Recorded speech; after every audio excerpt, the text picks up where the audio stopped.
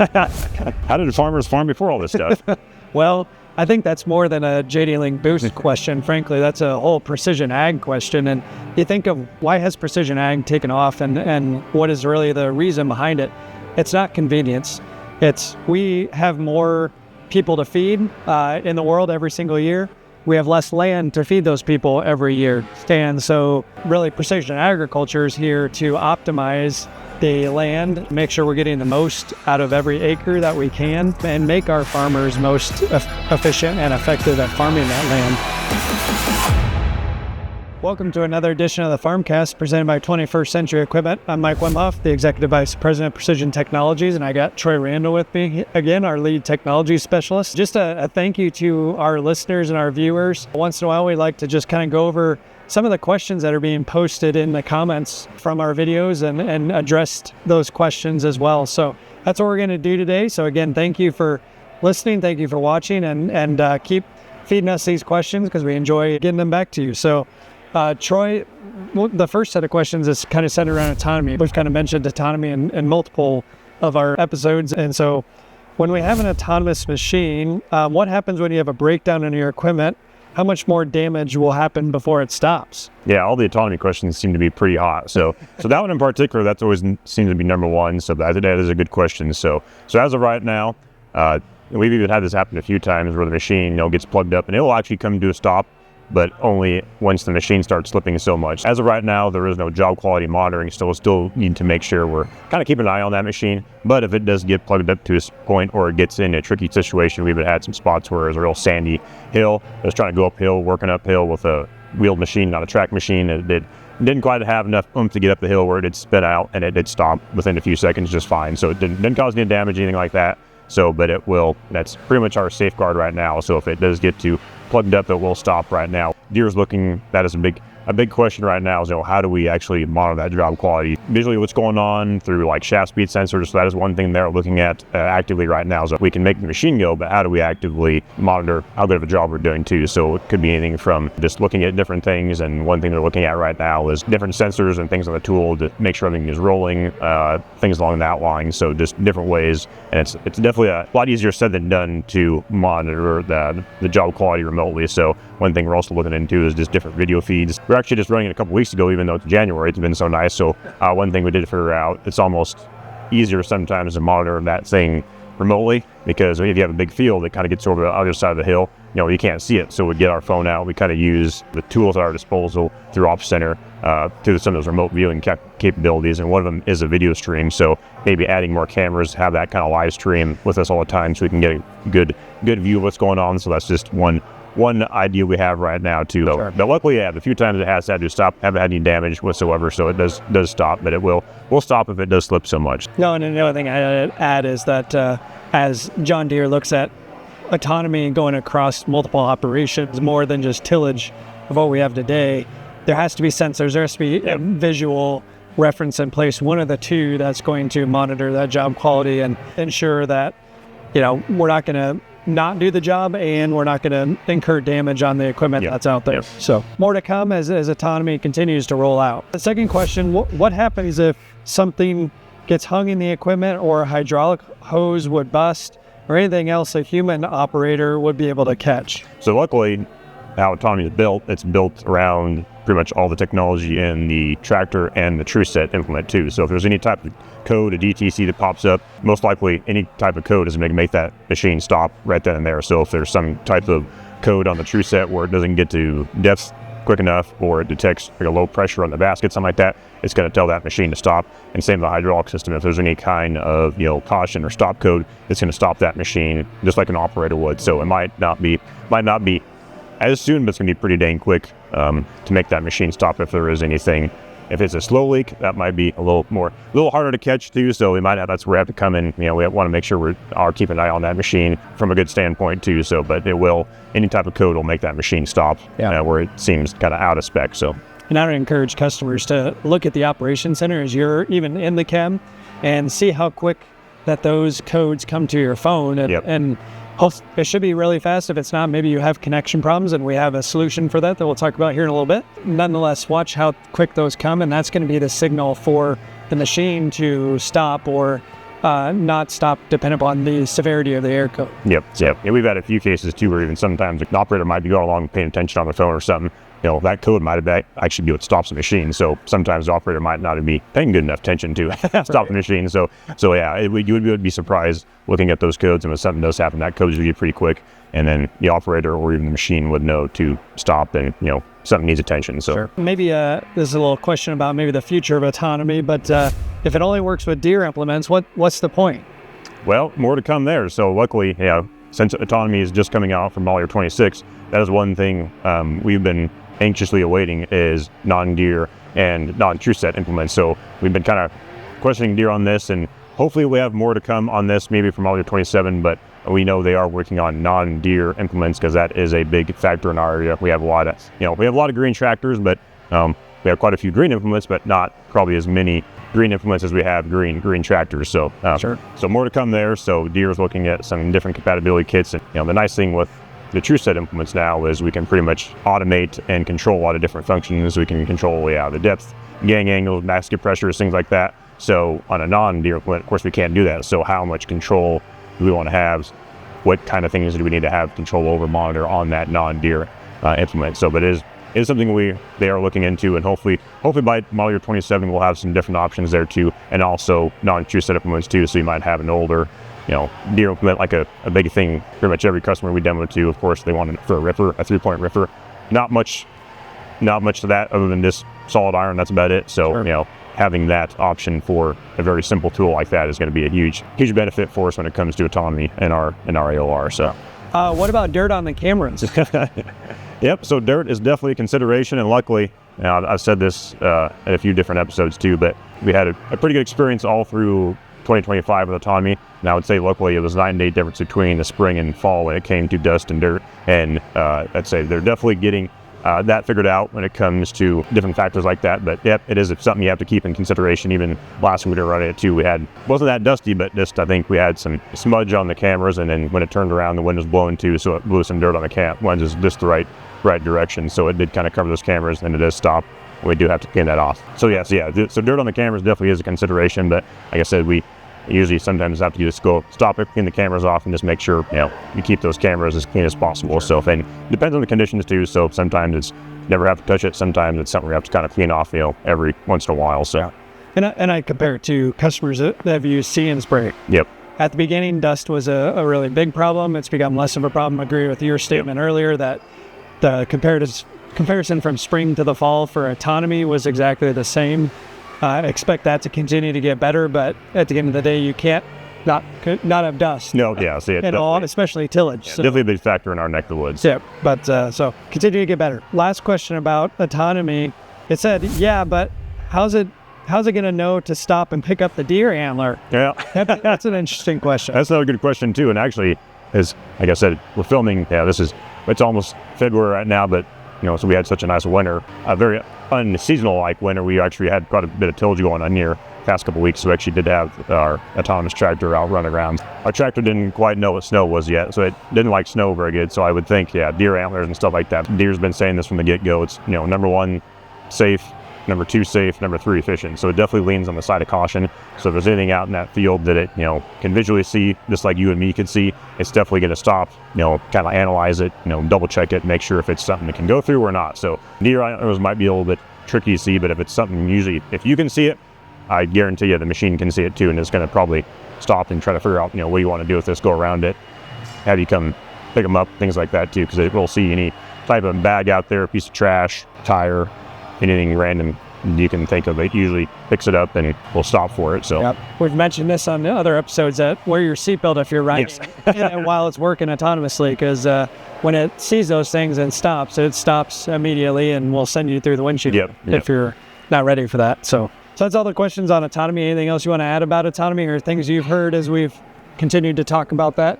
No, we're pretty much just continuing our journey into autonomy. We had a really good season with it in 25 and hope to keep that going twofold into 26, and hopefully have 2 different machines, 2 different implements to demo throughout the AOR. So more to come there, but like I said, Deere improves the software, gets better and better, and we kind of learn how the system works, wrap our head around how to make the system efficient and makes sense for a customer, that's going to be cool to see how different customers can integrate that autonomous solution in their operations. So Sure. So if you're interested in think it might be something fit for your operation, get with us and we'll definitely try to get a demo out to you for 2026. So.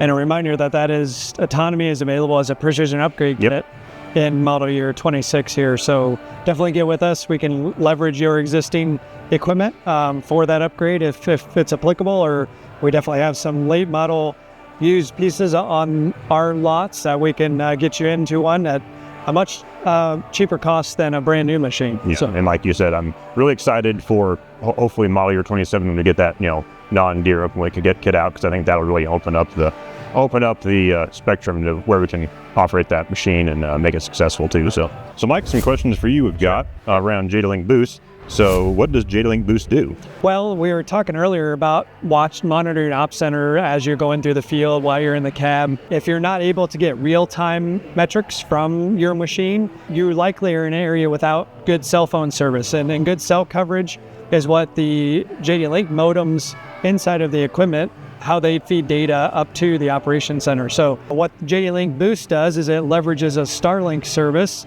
and streams that information through Starlink rather than through a cellular network. So you get that same real-time information about your equipment and what's happening on your operation, even if you don't have cell service. The other thing that JDLink Boost does for you is you can connect your phone to that network, and you can make phone calls, you could text, where you couldn't before. So it kind of added capabilities on top of what even you get from the machine perspective. I would say that's definitely all of our customers that adopted it last year in 2025. That feature is probably the biggest reason they bought it. So that the machine data might have been number two, but definitely we had some customers in some pretty out in the middle of nowhere areas that had pretty challenging cell connectivity. So having that connectivity with their phone plus their machine was a huge life changer for them in quite a few scenarios. So, and frankly, we've utilized that for our service technicians out in the field. We've put JDLink Boost kits on our service trucks, so they can log into Ops Center, they can do updates on software, whatever they need to do on the equipment, and also from a safety perspective, we can get a hold of them. They can call us if they need to. So it's been a great addition for us on the dealership side as well. Yeah, all the technicians I've helped get it installed on their trucks, they love it, because when they're out, in no man's land, they might have one bar service, but if they're trying to do an update, trying to do some diagnostics, things like that, so having that constant connectivity just makes life that much easier, gets the job done quicker. So it just makes life easier to be connected. So. Absolutely. And a little bit of sneak preview what might be coming on the JDLink Boost side for this year. What we've had thus far has been the big Starlink kits. And what's coming for this year is the minis, which we're very excited about. Pretty much we'll get away from the larger Starlink hardware and we'll go down to the minis. Much more compatible, much easier to use, much easier to move around if they need to. Really looking forward to that, and that's coming this year. Yep, it should be the same price too. So like I said, $1,000 for the hardware, and that includes a 3-year subscription with unlimited data. So I know we got a lot of questions and a lot of people like, oh, it's way more expensive. Like, well, I know that's unlimited roam data. So take that times 3 years, that adds up pretty quick. It is when you spread that over 3 years, it's a cheaper option than paying the $50 a month directly to Starlink. So and that includes the hardware, like you said. Yep, exactly. So just pair it with your modem and you're good to go. Yeah, for sure. Another JDLink Boost question: is it interchangeable between equipment? Absolutely, and I think we touched about the minis being able to move those, but absolutely, you would just pair it with the particular modem that's on that different piece of equipment, and there's instructions on the installation kit on how you move that from machine to machine, but absolutely you can put it wherever you want to. You can take it wherever you want to, as long as it has that modem paired to it, or a modem paired to it. Yeah, and that's why I'm looking forward to the Mini too, because you can definitely move the standard kit around, but it's kind of a challenge. The Mini's going to be a lot easier because it's a self-contained, antenna, router, and power supply too. So right. Oh, I kind of covered this, but I'll ask it too. So another question around JDLink Boost: is it cheaper to buy a roam kit and pay the subscription each month, or go with JDLink Boost? Yeah, so the cost on those is $1,000 for the hardware and a 3-year subscription. And so if you average that out over the course of those 3 years, it does turn out to be cheaper than paying for the hardware and a roam kit and the monthly subscription as well. So a great option for our customers. We can get them into that, and they don't have a lot of additional cost to get those features. Yep. I will say that the mini kit has definitely gotten cheaper, because I think a year ago it was like $500, and I bought one last summer on sale for $350, and now it's like down to $200. So, but still, this is still going to be a cheaper option in the long run with that included 3-year subscription too. So one last question around JDLink Boost. How the heck did farmers farm before all this stuff? Well, I think that's more than a JDLink Boost question. Frankly, that's a whole precision ag question. And you think of why has precision ag taken off, and what is really the reason behind it? It's not convenience. It's we have more people to feed in the world every single year. We have less land to feed those people every year. And so really precision agriculture is here to optimize the land, make sure we're getting the most out of every acre that we can, and make our farmers most efficient and effective at farming that land. JDLink Boost specifically does that by allowing you to have real-time information, what's happening in the field, what's happening out of the field. When you think of your semi-trucks and other utility vehicles that are being utilized, it allows you to have that real-time information to make good decisions real-time. A story I always share of one of our customers, they were in the middle of wheat harvest, and actually they had 3 semi-trucks running. One of them went back to the farm to go to the bin, and they actually called that truck and said, "Don't come back. We don't need you." Well, they knew that because they could see all the information coming off of the combine, and they knew that there's X amount of bushels left to be harvested based on what was left in the field, and they had 2 trucks sitting there that could hold it all. Without all this information, how did they farm before? That truck would have drove back to the field, wasted fuel, wasted time, wasted hours on the truck, and would have deadheaded back to the farm or to the next field, where they could just send it to the next field and let it sit and shut it down and not have all that additional expense. So, you talk about the $1,000 for the boost kit, that can make up for itself pretty quickly when you think of hours on equipment and paying the operator and all those additional expenses that were saved in that scenario. Yeah, so is the actual boost kit going to save you money? Probably not, but allowing it to give you, more insights, more visibility to your whole operation, be more connected, and make those decisions where you might save an hour or two, save a load here or there. It all kind of adds up at the end of the day, end of the year. The next topic is really centered around See and Spray, which again saw a great increase in the number of machines that we are supporting, and most importantly, the reason for that is because customers have seen the ROI behind See and Spray in our area. Customers in our area have seen 40% plus savings on See and Spray, which is fantastic, and that's money directly back into their pockets. But the questions we had around See and Spray: how do you figure a chemical when you're going out to spray a certain number of acres but no idea how much product you're actually going to need?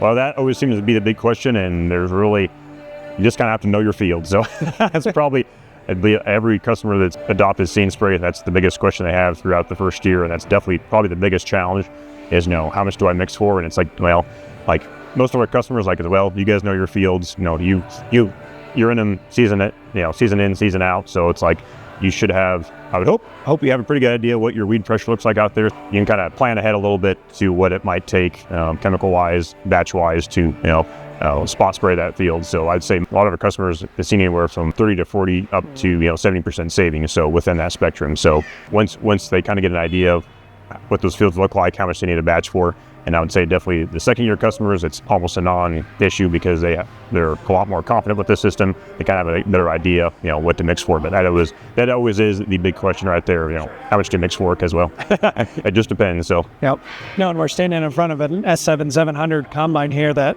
has harvest ground speed automation. One thing that those cameras do produce is a weed pressure map, and that might be applicable for you in the next season. By now, we're definitely doing some trials to understand what that looks like and how that can help you maybe answer that question. But it certainly is a big question, and looking at that technology, other technologies that can help us help you understand what that looks like going into the field. Yep, and that'll be a great feature to utilize, with these machines, because they will generate that weed pressure map. So when they go back in and burn down that weed fallow after weed harvest, it'll give us a pretty good idea of, you guys are going to See and Spray that, kind of what they have pre-planned for. So it'll be cool to see if that correlates like we think it will, or how that'll correlate between those two passes. So the next question is about See and Spray upgrade kits, and I'm happy to say that this didn't come from one of our customers, so that's a good thing. I'll preface with that. The question said, I asked our dealer about precision upgrade kits for the sprayer, and they still hadn't heard anything about the kits. So,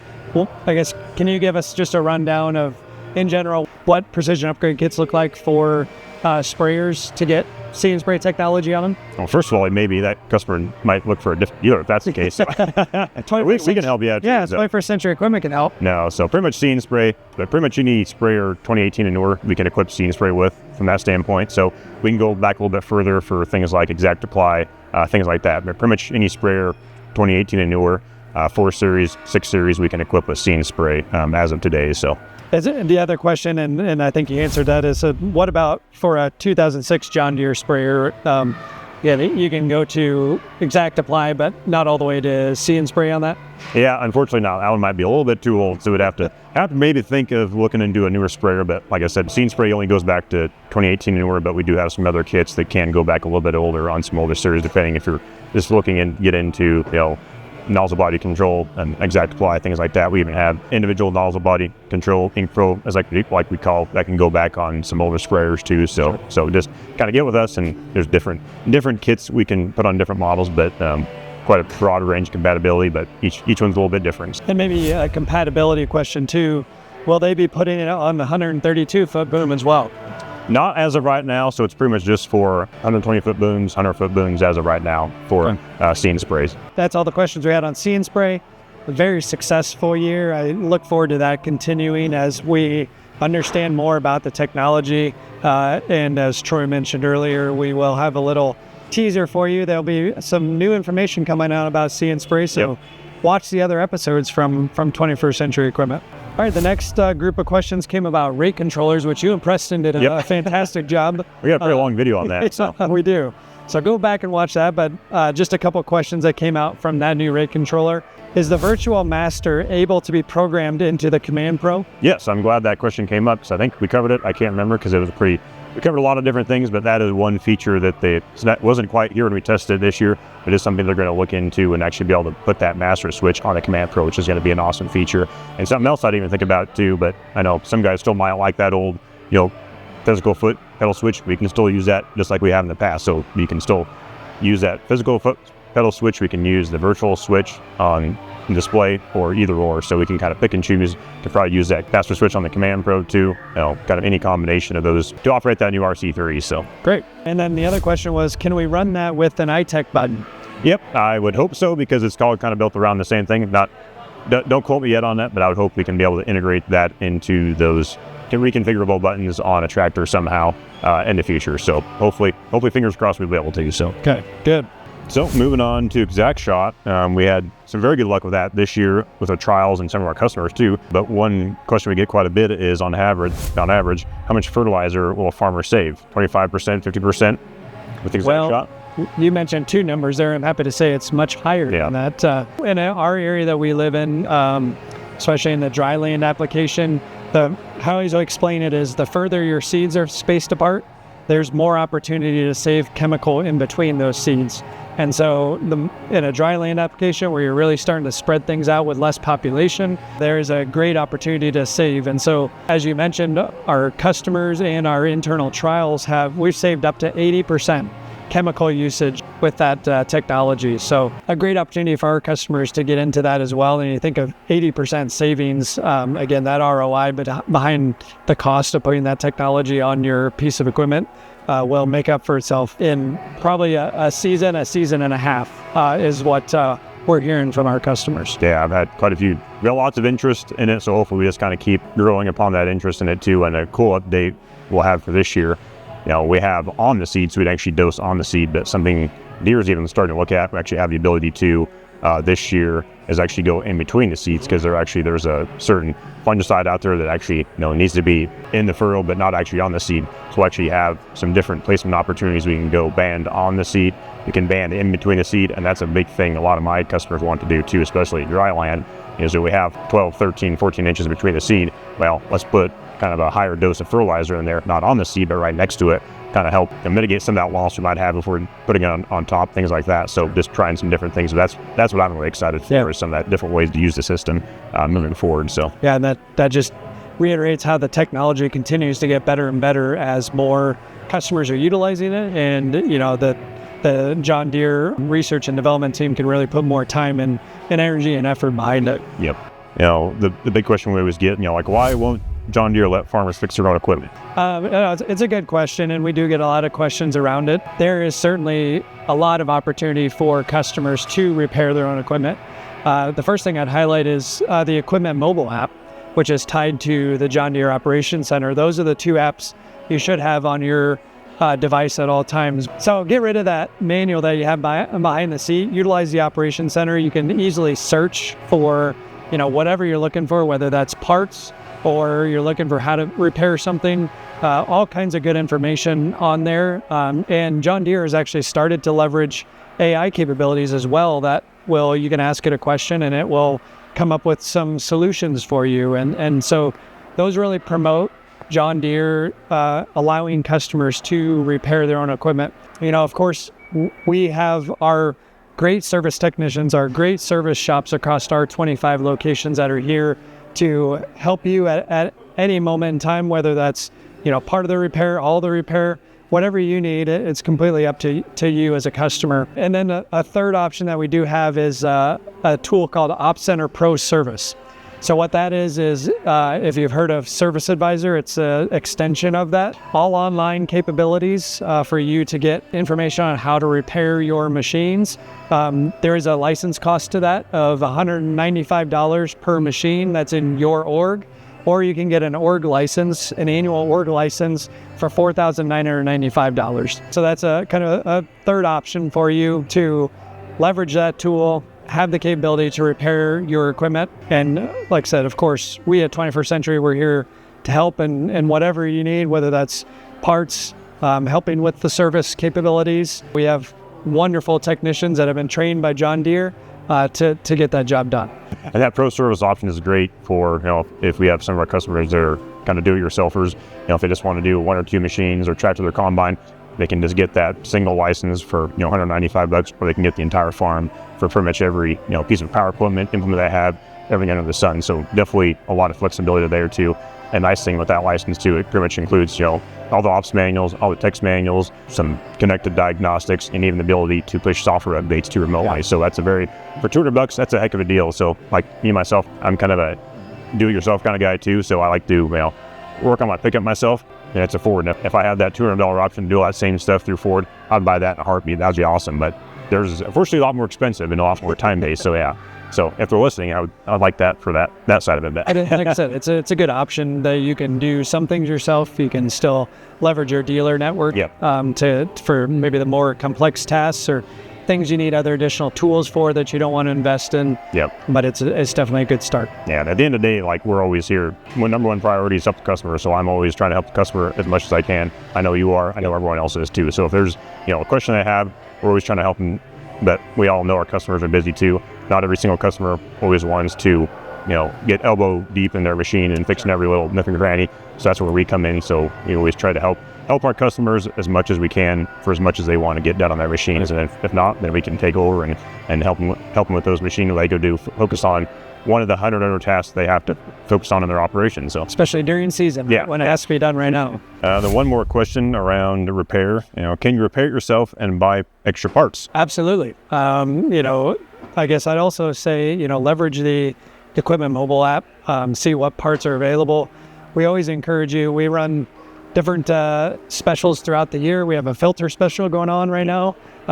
Take a look at those specials that we have throughout the year. Take advantage of those, stock up at those times. And again, go to the Equipment mobile app, see what parts you need, general maintenance throughout the year, things that are going to maybe wear and tear parts that you need to replace throughout the year, and stock up. So that way you have them on the farm, and when you need them, you're ready to go. And the great thing is too with the Equipment mobile app, if you have your planter, your tractor, your combine in there, it's going to know the serial number. It's going to know what parts fit that serial number.